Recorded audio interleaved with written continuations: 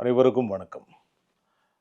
EPFO எல்லா மாதமும் 27ஆம் தேதி நிதி ஆப்கே நிக்கட் என்ற பெயரில் முகாம்களை ஏற்பாடு செய்கிறது.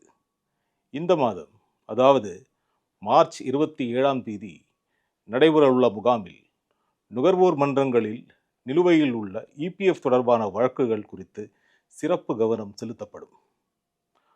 மாவட்ட அல்லது மாநில அளவில் இதுபோன்ற நிலுவையில் உள்ள வழக்குகள் சம்பந்தப்பட்ட உறுப்பினர்கள் மற்றும் ஓய்வூதியதாரர்களை இபிஎஃப்ஓ அந்தந்த மாவட்டங்களில் பங்கேற்க அழைக்கிறது.